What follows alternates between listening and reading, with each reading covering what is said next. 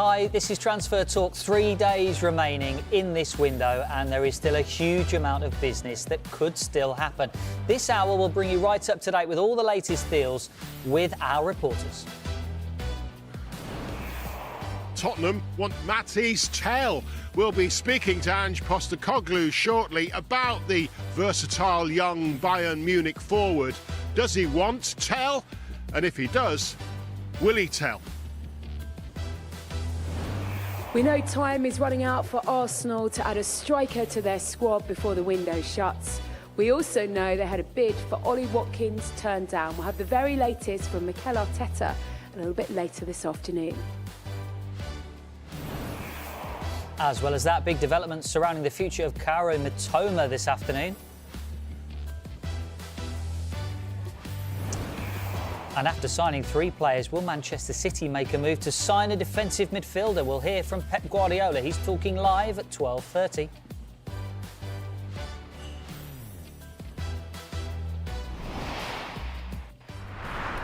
Very good afternoon to you at home. We've got Flex, we've got Molly Stevens and Dan Bardell in the studio with us. We'll talk to them in a moment. We're going to start, though, with Mathys Tel, who is a wanted man today. Tottenham, the first club to make their move to sign the Bayern Munich player. We can talk live to Gary Cottrell now, who's going to be speaking to Ange Postecoglou today.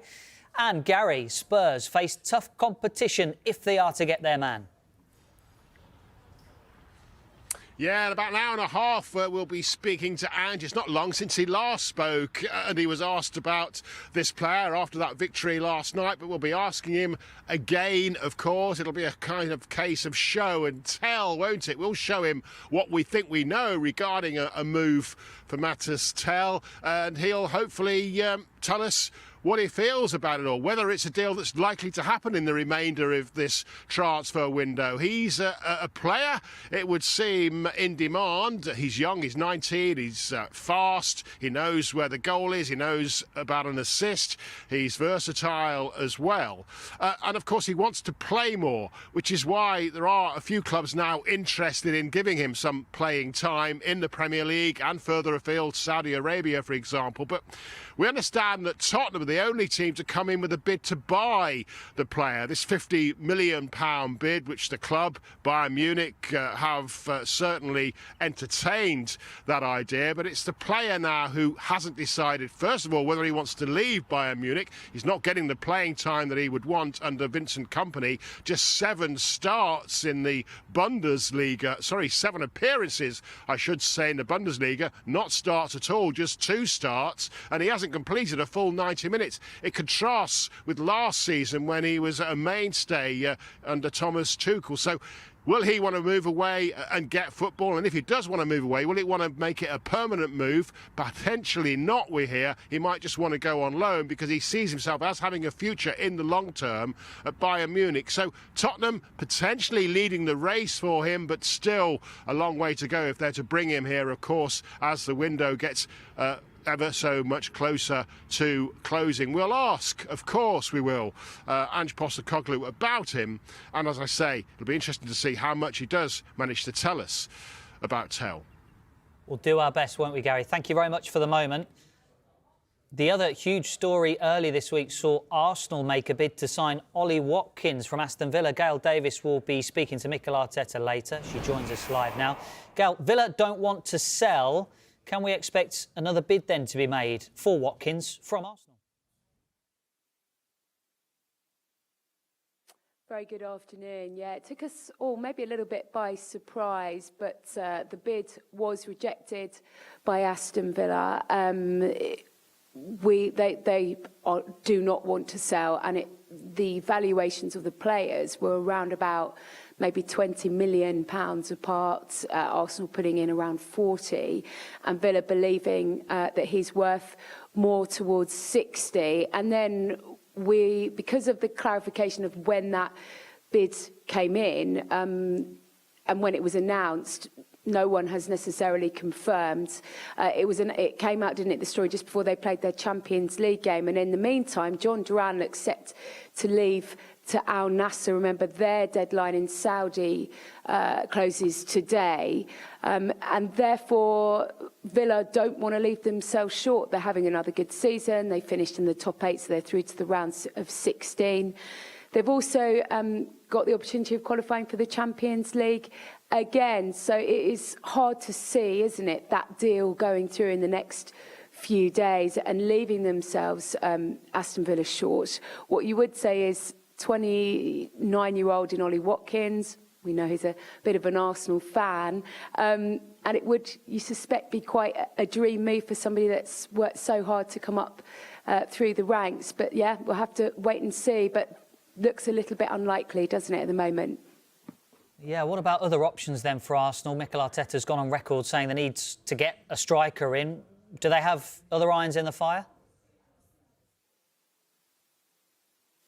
Well, you would like to think so, wouldn't you? Because even before Gabriel Jesus picked up that ACL injury in the middle of January, without Bukayo Saka, they looked a little bit short, and you suspect the due diligence on a number of players has been done. Look, we've talked a lot, haven't we, of the likes of Benjamin Sesko, for example, from Leipzig, being a longer-term player to bring in. Leipzig out the Champions League this week. I don't know. Maybe if figures can add up, he could be a sort of deal that would come forwards. You know that Arsenal fans would dearly love to see the likes of Alexander Isak at the club as well. Mathys Tel was one of the other clubs Arsenal had been talked about being linked with him too, but it looks like he's going, if he's going anywhere, it's to the other side of London. What you would say is that a couple of years ago, I remember Arsenal being very, very quiet in the window. The Mudryk deal was the only one that was being talked about. And then they pulled out Trossard and Jorginho on the final day. And you suspect they will have other players. And Arteta said it all along, if it can improve my squads, then we'll take them. We're not going to just add bodies at this point of the season. So you never quite know, do you? I'm sure they'll be working pretty hard till the deadline on Monday evening.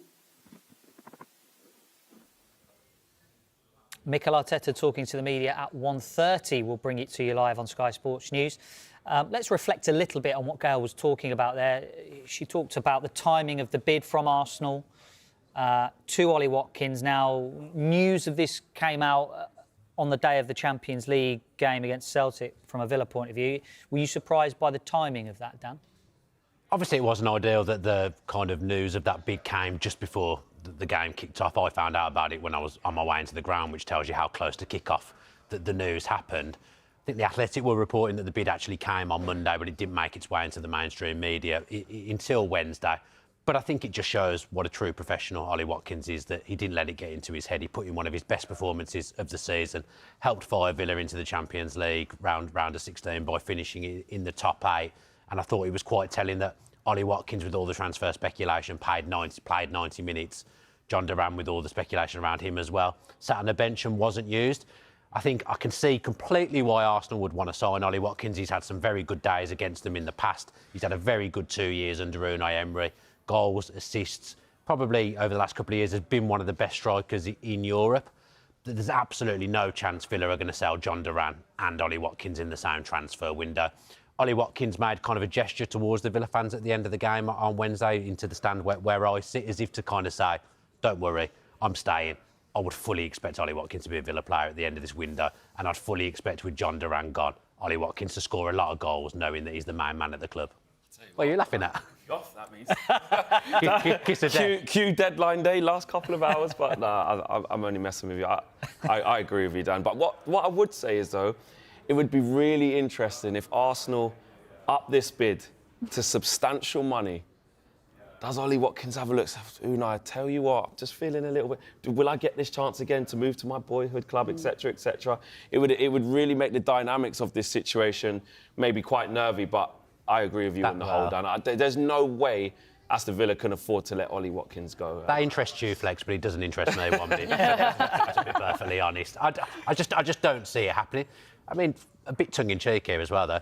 Villa and Arsenal are both top 4, top 5 Champions League teams. You're selling to a direct rival in some ways if you do lose him, don't you? And You alluded to it a little bit there, but how important is Ollie Watkins for Villa's future ambitions and their current ambitions this season? Oh, absolutely. He has been and is Unai Emery's number one. There's been no doubt in that, even with John Duran in the fold and coming on and scoring those late goals that have been so important to them. So it's no doubt that Unai Emery wants him to stay at the club. I mean, he has scored double-digit goals every season he's been at Villa. He has been a phenomenal player for them. He's been a consistent player for them. From an Arsenal perspective, I can see exactly why they want him. He would be their perfect number 9. He derailed their title hopes last season, scoring that goal in the 2-0 win at the Emirates. And then obviously that just left them out of sight when it came to Manchester City and their hopes of clinching that title. Ollie Watkins is a consistent performer, has performed at non-league, League 2, Championship level, Premier League, into the Champions League as well. He has been such a pivotal part of Unai Emery's squad. There's no doubt that he is a big part of their future now and into the future. That said, I'm so sorry. Here we go. Slightly agree with Flax on, imagine your boyhood club coming for you. It's a dream of his, always has been. He's 29, going on 30.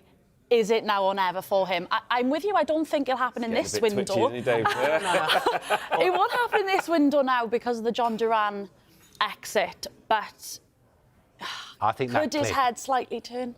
No, I think that clip that was played yesterday it was from 2020. He was at Brentford at the time, talking about it being a massive dream. At the time, he's a Championship striker. Of course, it would have been his dream to play for Arsenal. I'm sure he's fulfilling his dreams and more playing for Villa in the Champions League and high up in the Premier League. I'm sure he'll be fine. Dan's holding on to hope. He won't go. He won't go. No, he won't go now. OK, well, we'll try and get a little bit more about Ollie Watkins and Arsenal's search for a striker from Mikel Arteta. At 1:30, he's going to talk to the media. At the same time, Ange Postecoglou, the Tottenham manager, also speaks to the media. And let's discuss a little bit more what we talked to Gary Cottrell about at the top of the show and Mathys Tel, because Tottenham and Bayern Munich have reached a verbal agreement on a £50 million transfer for him. Still plenty of moving parts in this one. Molly, how much of a boost would this be for Spurs if they manage to get this done? Oh, a really big boost. They need reinforcements all over the pitch. There's no doubt about that. But I think that's been, proven with Dominic Solanke out for an extended period. Brennan Johnson's out as well.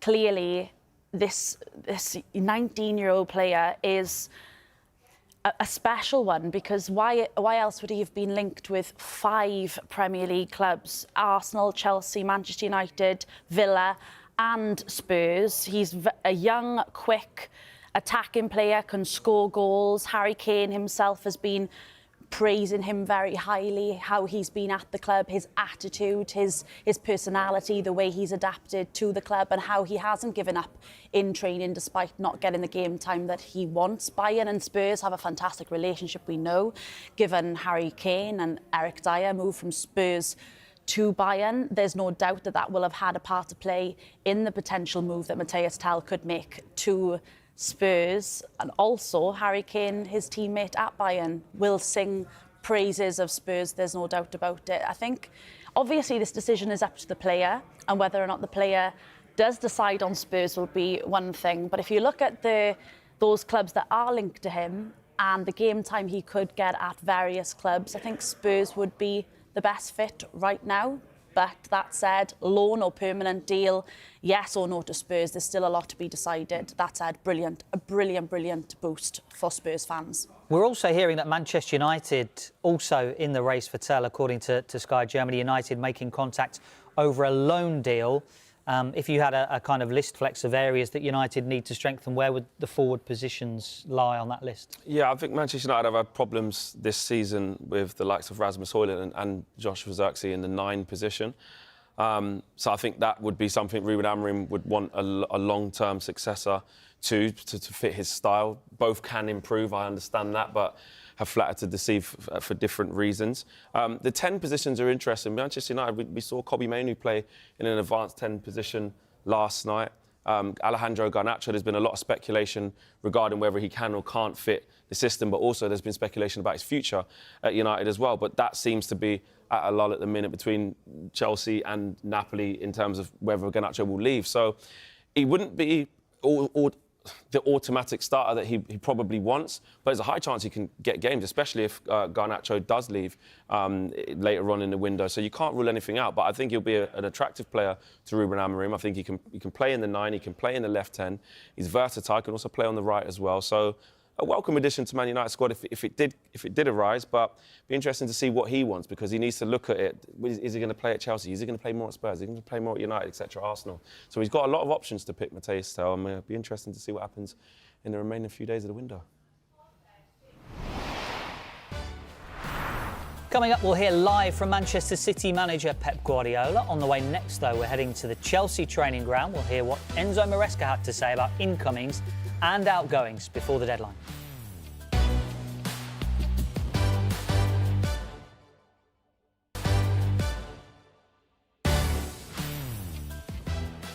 Welcome back. Significant news today from Brighton, because talks have ended over a potential move for Karim Mitoma to Saudi Arabian club Al Nassr. Looks almost certain now that the winger is staying at Brighton. Al Nassr, how about this? They're trying to sign AC Milan's Rafa Leao. At the moment, Milan unwilling to sell. You feel like time is running out, really, for that deal to happen with the Saudi window closing this evening. That would be some move if they managed to get Rafa Leao at this time of the day as well. But let's concentrate on Mitoma for now. Is it good news for Brighton that looks like he's going to stay? Yeah, absolutely. On a side note, Al Nassr are not messing about. They are really trying. But from a Brighton perspective, fantastic news. Of course, I think every single Brighton fan who's been seeing the news that he's been linked with Al Nassr and for a significant fee. And we spoke this morning, didn't we, on Good Morning Transfers, just about how important Brighton's business is and how well they sell players for at the right time if significant money comes in. So the first bid was turned down. If that second bid did end up coming in and it was in excess of 60, 70 million pounds, they might have looked at it differently. But the fact that it's ended so quickly, they've poured cool water over that. They can just keep Mitoma. He's brilliant. Mitoma is somebody that, let's be honest, if he's available in the Premier League, he can start for many Premier League teams easily. He's a top performer. No, I think, Molly, you said earlier when they brought him in for £3 million. Yeah, £3 million. So the fact that he's following that Brighton trajectory of coming in for a relatively small fee, developing in the Premier League, causing absolute havoc for anybody he plays against, and the whole rest of the league stands up and has a look and says, who's this guy? So he's been absolutely brilliant. I think for Brighton, they can continue their development under Hertzler, keeping hold of one of, if not the best player at the club, and look on to brighter things. And for his own sake, I think, it continues his development of the club. Clearly has a good relationship with Fabian Hertzler. He's played every game under Hertzler so far this season. He's scored 5 goals for the club. He's the 3rd top goal scorer for Brighton. Clearly, his future will only get better at Brighton. It's going well so far. And clearly they've got a great player in there. And this does whet the appetite, though, doesn't it, for Brighton, just how much they could sell him on for in the future, too. If they look into the future, that is an asset. If they can keep him fit, keep him playing, clearly he could go for big money, in the next couple of windows. But for now, great news and great clarity for Brighton fans, but also for the player, who I think is clearly enjoying his time under Fabian Hertzler. Yeah. It does feel almost like a bit of a benchmark as well for other clubs. If they want to sign Mitoma in the future, they're going to have to offer potentially more than what was on offer from Saudi Arabia. The other strand to Brighton involves West Ham as well, because they're pushing to sign Evan Ferguson. They're in contact with Brighton and are expected to propose a deal. Now, West Ham are understood to be exploring both a loan and permanent deal. West Ham have also made inquiries to Benfica over their striker, Artur Cabral.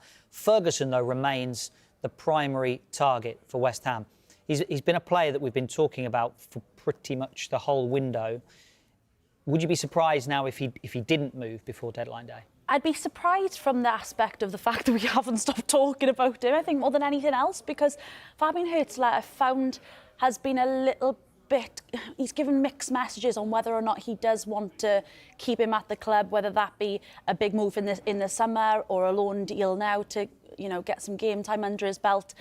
I feel with Danny Welbeck, the only out-and-out striker at Brighton now, I am surprised that he is still up for sale. I think he could really develop under Fabian Hertzler at Brighton.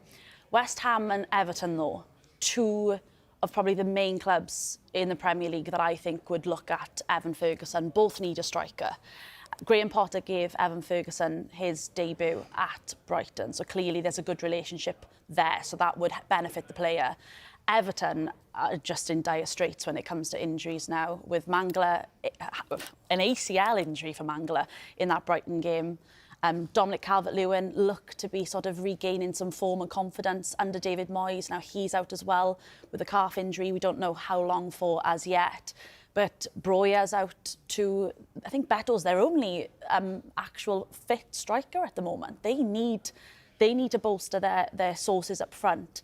Is Evan Ferguson that man, though, when he has had such a long injury layoff? We haven't really seen what he can do of late because of that injury layoff. But if you look back at Evan Ferguson of previous, he's definitely got the quality to be able to inject into some team with some love, with some nurturing, which Graham Potter could give him at West Ham, given their previous experience together. He was always dubbed as a real star for the future. So could he go? We'll have to wait and see. But I would be surprised, I think, if he didn't now. Coming up, Manchester City manager Pep Guardiola is speaking to the media. We'll bring it to you live. Also on the way, the Liverpool boss, Arne Slot.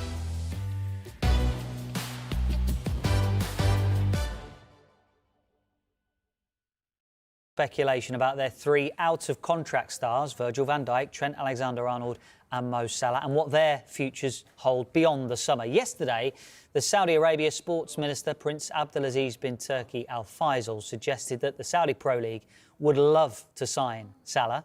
But speaking today, Arne Slot is relaxed about interest in his top scorer. I would be surprised if there's anyone wherever around the world saying we don't want Mo Salah. So he's doing so well for so many years that everybody probably wants him, and he's done so well without my advice for a long time. So he can probably keep doing what is best for his career, even without my advice. But my advice to him would be different than than the one you just mentioned. Can you expand on that slightly then? If your advice would be different? No. What I mean with different is that everybody wants him, including us. We want him to extend, of course, as well. So, yeah, that is clear. But I'm not surprised that Saudi wants him. But I'm also not surprised would not be surprised if other countries want him as well. So, yeah, he's been old and wise enough. He's done so many smart things in his career that he will make the right decision for himself and hopefully for us as well. Let's get to Chelsea now. Our reporter Paul Gilmer has been speaking to Enzo Maresca at his news conference today.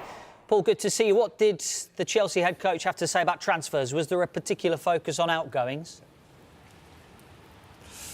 Yeah, I think he was very guarded, as you would expect from Enzo Maresca, focusing very much on the Chelsea-West Ham game on deadline day. He spoke more generally about how the window can be disruptive to players, and especially those players linked with moves away and everything like that. So didn't really get involved in the specifics on camera at his press conference today. Of course, as we know, as we've been talking about over the window, outgoings could be a key factor when you think of Nkunku, Felix and Disasi as well, so we'll keep an eye on that. Potentially one incoming as well, but we will hear from Enzo Maresca throughout the afternoon here on Sky Sports News. At a moment, and Paul wrapped himself up early there because we're going to go live to Manchester because Pep Guardiola, the Manchester City manager, is speaking to the media. Let's hear from him. All right now. Well, yeah, it looks like a derby already, 4 years in a row. Facing Madrid, so well, Madrid, Bayern Madrid, both was really tough, and yeah, hopefully we can arrive in the moment that first leg here and the game 1 week later in Madrid, so as best as possible. It adds to an already pretty demanding February for your team in terms of the quality of opposition that you'll face with Arsenal this week and Liverpool in there, Newcastle too. How ready do you think your side is to take on that challenge and get to that level? Well, we start in Paris and after in Chelsea, so we have already there in the amount of difficult games. So yeah, the schedule is what it is, and you know, in Premier League every team has to play with everyone. But yeah, that's true. That normally happens here in the Premier League. You know that always they put the toughest schedules for the European teams in the important stages, in the most difficult ones. because it's tough, okay, to play against Real Madrid or Bayern Munich. The problem is in the middle have Newcastle, you know, and always they are so kind for the calendar. For many, many years, always happened that way. Do you have any of your injured players back for this Arsenal game? No, continue the same. Thank you. Pep, you mentioned there about the calendar. It does seem that some of the European countries, they do get a little bit of help. Do you think they just never look at that? Are you asking me you that question after many years here? Come on, don't make me the question to say something impolite or that. So you are here for many, many years before I came here. Always had been like that, always. So it's not complaining because we had an incredible success dealing with this calendar. But don't make me that question is a surprise for you, because you know it's happened for always have been like that. So we accept it and say, no, I'm not complaining, because we want the trebles and the quadruples doing like that. I said many times, sorry. I said many times in the past last season, we play in quarterfinals against Madrid. I think so, and when, I don't know, and 3 days later, we had the FA Cup semi-final in Wembley, when we could have another more day. So always have been like that, and we survive, and we don't survive because Madrid is better, Bayern Munich is better, or the opponents are better. But the calendar, because I remember, I said many times, when I was in Barcelona training, and I followed the Premier League because it's the most attractive, seductive league in the world, Sir Alex Ferguson, Jose Mourinho, Arsene Wenger make the same complaints. So now you cannot ask me about the calendar, because it's from a long, long time ago. But just because it's always been like that doesn't mean to say it always has to be like that in the future. Do you think it's going to change? But the broadcasters decide, so they don't ask me when it's better to play Tuesday or Wednesday to have one more day. There are leagues that play on Friday before the Champions League. They play on Friday in Portugal. They play on Friday in France to have one more day here. We went to Paris to play on Sunday in Ipswich Town. Why don't play on Saturday? We play on Sunday. They say now that we are lost 2-4, and I didn't complain once. But always have been like that, so it's not a problem. And because you asked me, so it's what it is. So it's fine. So it's fine. It's fine. Have been always like that. And we had incredible success of that. No surprise when I see the calendar is what it is. Because for here the Premier League is much more important than other competitions. Hi, Pep. Something we're asking all of the managers this week is about referee abuse off the back of the abuse directed at Michael Oliver and his family in the last week. I suppose the first part of the question is, how important is it for you as a manager and players to be aware of that? And also, do you all have a collective responsibility to show support to referees? And all of us were responsible. All of us. The managers, you, the players, everyone. There are borderlines that we should not be crossed, and of course it's crossed. But not just in the referee issues. In all around the world, all the issues that are in the society, in the politicians and whatever. With the social media today, the borderlines is already gone. So have we treated the players, have we treated the manager, have we treated the referees, have we treated the politicians, have we treated that today? All of us were responsible, not just one person. This is the last time I will ask you this. The transfer window closes soon. First of all, what are the chances of you bringing any more players in before the deadline? I don't know. I don't know. On that basis then, assuming you don't sign this holding midfielder you've been looking for, how happy are you with the business the club has done this January? The club always, I'm happy. They do what they believe is the best for the club for now and for the next years, 2, 3, 5, 10 years. Always they try to do the best. Like I think all the clubs, sometimes it works, sometimes don't, but always they try it. So that is no doubts about that.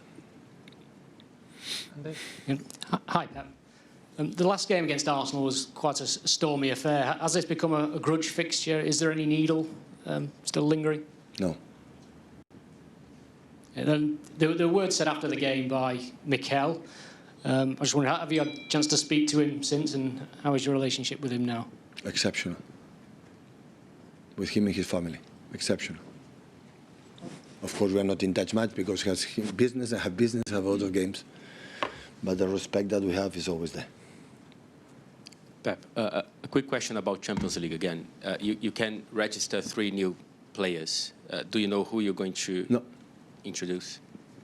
Is there a chance of Rodri being? In discuss about that. Thank you. Rob? Hi, Pep. I know that the February games are quite tough, but you said a couple of times that your team at the moment isn't really built for transitional games, back and forth. But against the bigger teams, in theory, that shouldn't happen. It should be a bit more sort of possession-based. Do you think that your team is maybe built better for games against Arsenal, Real Madrid than they are maybe against Brighton and Brentford team? Listen, what I said before, so the schedule that we have in February, we have had in the previous seasons many, many times. Many times. So we have a moment in February or March or April that we have an incredible tighter schedule because we're in all competitions, we're incredible, maybe fighting for the Premier League with the tough opponents involved in the quarterfinal, semi-final champion with the opponent. So it's not a surprise. So it's what it is. So I said it's not about complaining at all. I get rid of to think about that. Never ever. So we play in a good teams. Yes. We our best. Yes. But when you win a lot of titles or won in the past, because always with the hypothetical, not the top teams, always we were there. We will play good. So it's absolutely not a problem. We know we're playing in Sunday or Thursday and Tuesday, but it happened for the last 9 years.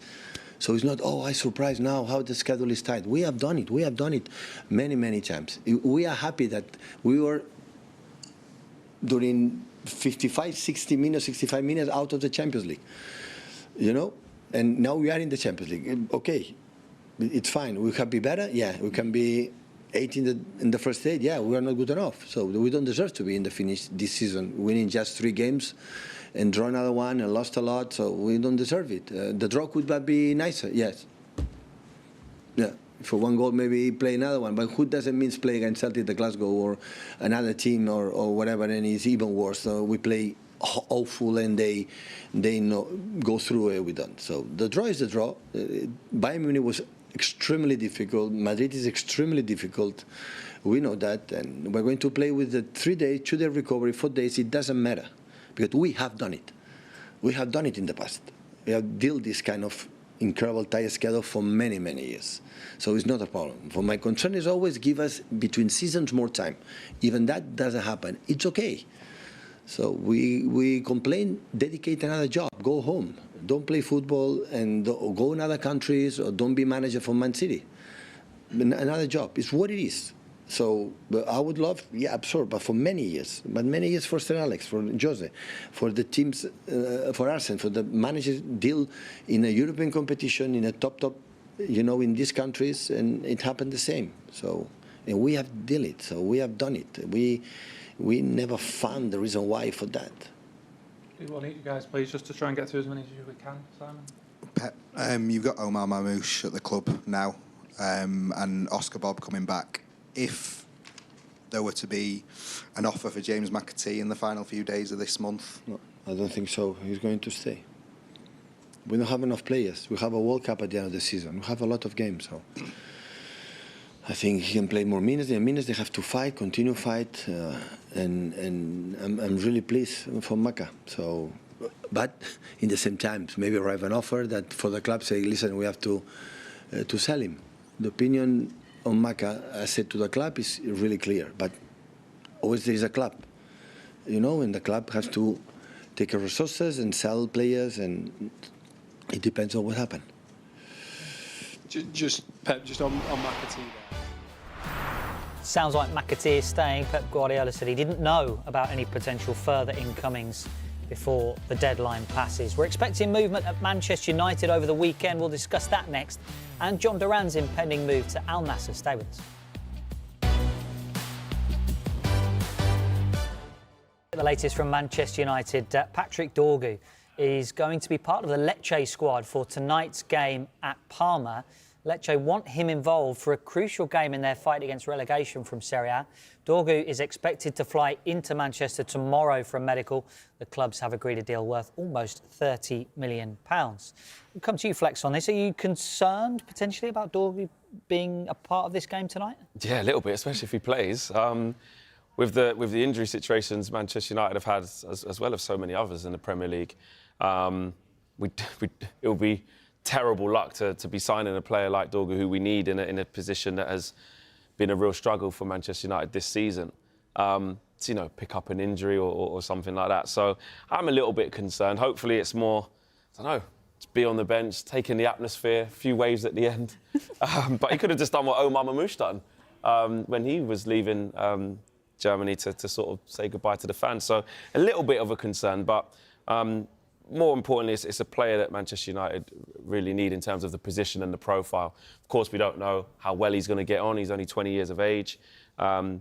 And it's his second season, playing senior football. So we have to be patient with him. But the fact that Ruben Amorim has stuck with him in terms of that's the target, in terms of that's his first signing, when there's potential other targets available in that area, shows just how much he wants him. So I think with Terrell Malacia and Diogo Dalot, who have struggled at times in that left wing-back position, you're thinking of Patrick Dorgu potentially being the main man. So, yeah. Fingers crossed he just stays as an unused sub and gets his send-off. There was a good piece on the Sky Sports website actually this week. Adam Bate interviewed one of his coaches from Nordjylland, and he said he's never known him to get injured in 7 years. So. I don't know. I'll tell you what, Dave. You might have jinxed it. It's a good piece though. Check out the piece. If it's just Dorgu that comes in, and United managed to negotiate something with Marcus Rashford, whether that means going, is that a good window for United? In terms of what was possible, potentially. Of course, Man United need a variety of positions. You can see it hasn't been good enough. Of course, the players that are actually there, the squad that Amorim's inherited, needs time to work with him, needs time to improve, and needs time to understand his methods and what he wants from the team. So you have to allow them that. But there's also some glaring holes in the team where you think certain players don't quite fit in terms of square pegs and round holes. So I think if the window closes and Manchester United have managed to keep hold of Garnacho, I think that will be deemed as a positive from many around Manchester United. Of course, I think a number 9 would have been great, but we've been talking about number 9s all window, and it's extremely difficult to do, and with limited finances, that's difficult. Potentially one more loan for a forward, I think, would represent a better window. But if it closes with Marcus Rashford having secured a move away, Anthony secured a move away, could something happen with Casemiro towards the last couple of days? There's reports that Manchester United are in talks with some clubs of how to sell him, but that's difficult in terms of the financials with that. So there's still a little bit of marginal room for something else to happen. But if it was just Dorgu and maybe Rashford moved on, I think with the situation Manchester United are in, you might just have to take it. Should have enough to stay up, though, I think. Just about. Yeah. Should have enough. Yeah. What about Mathys Tel, though? Obviously, at the moment, it's up to the player, it seems. Yeah. What about if he came to Manchester United? But then, obviously, Manchester United would have to offload to bring him in, and then that relies heavily on Rashford Literally going, which depends doesn't that, look likely right now. or Casemiro could free up some space. So it very much depends on outgoings. Manchester United have made that very, very clear. They're in a tight situation with PSR, tight situation in terms of budgets. And if they can move out another player, they won't want to leave themselves too short. Because if Marcus Rashford leaves, that's your body down. Anthony's already gone. If Casemiro's gone, that's 3 down. You do need some reinforcement. Manchester United are still in the FA Cup, still in the Europa League. And still in the hunt for Premier League survival, Dan. So I think it's very important that if 3 go out, you do need to bring in another one. And Mathys Tel could provide cover in that area. But will he get the game time that he's searching for as a number 9, potentially? Because Joshua Zirkzee and Rasmus Højlund haven't really nailed down that position, and there's work to be done. But we'll have to see what Manchester United can do and how creative they can be. And even if Rashford does stay, and whether or not he will if he stays, that's could be even bigger problem. Exactly. With how it's gone, he would need reintegrating. Could he be reintegrated? Like Ruben Amorim said, it's on Marcus Rashford to change. So if Marcus Rashford doesn't secure a move in the next few days of the window, it could be another situation altogether to deal with. A couple of other lines as well to bring you. Real Betis remain in contact over the signing of the left-back Terrell Malacia. Benfica as well, we're told, also interested in the player. He played the first half of United's Europa League victory in Bucharest last night. United want to give him some more game time. Meanwhile, Aidan Heaven is expected to have a United medical this weekend. There's a full agreement with Arsenal for the 18-year-old defender, so incomings there. Aston Villa striker John Duran is set to complete a move to Saudi Pro League side Al Nassr before their window closes this evening. Not many would have predicted what happened over the last few days at Villa. Stories around Ollie Watkins and John Duran leaving for Saudi Arabia. Is the John Duran deal good business for Villa?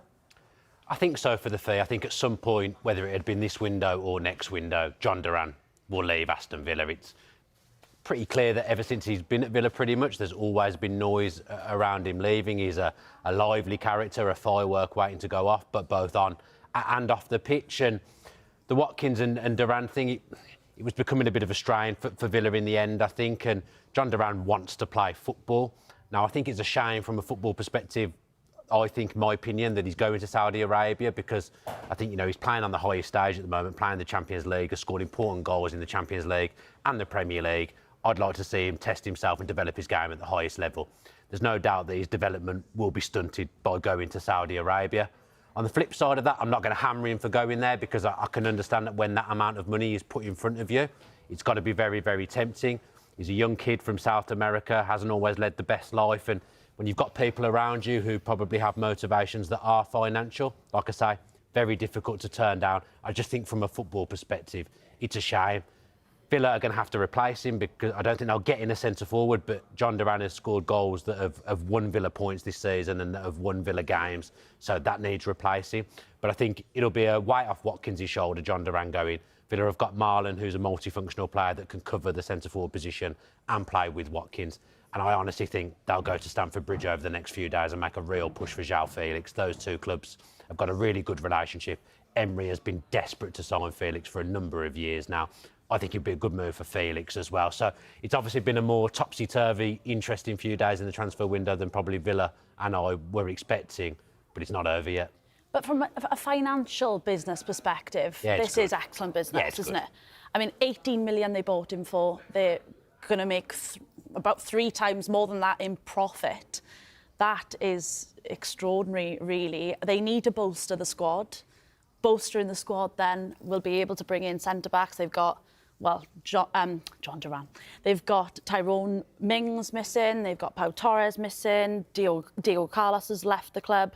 So clearly, this money will really help them. It'll make them a bit more flexible in this window and the next one in the summer. And of course, they got him to sign that deal till 2030 in October. So again, brilliant business for Aston Villa, even if a massive miss for them off the bench. I think it's key, what Molly says there. It probably will absolve PSR fears in the summer, and that's the big one. You might not be able to do too much now. Like I say, I think they'll target Felix. But in the summer, you kind of think Villa may have had to have sold someone again, like they did with Douglas Luiz last summer. That's now gone. So if they can end this season well and finish in the top 5 and get themselves in the Champions League, have a good run there again, they'll be in a strong position in the summer to really get in some top-level players for Unai Emery and get him to shape the squad. We haven't got long left, but usually Villa like to spring a surprise in the transfer window and announce a deal. Could we expect any left field choices or surprises coming in? I thought you were about to break something then. Up on my chair, waiting for you to say something. I think it depends on Felix. If it doesn't work out with that deal, they've got to go and get someone from somewhere. So if that is the case and it's a no for a third time from João Felix, going for someone else for big money wouldn't surprise me, because they've got to do something now.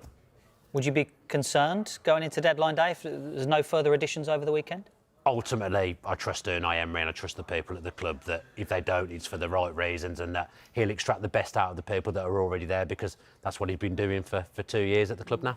Well, it should be a good news conference, actually, with Unai Emery. Probably going to be hearing from him around about 2 o'clock today on Sky Sports News. I'm sure he'll be asked about Ollie Watkins. I'm sure he'll be asked about John Duran as well. Wolves against Aston Villa is the Saturday evening kickoff live on Sky Sports as well. Not long to go then. Deadline day approaching. The coverage starts from 7 a.m. Don't miss a second with us. Transfer coverage continues next as well. Man City against Arsenal in the WSL and the Premier League. We all know what happened at the Etihad. Stay humble, everyone.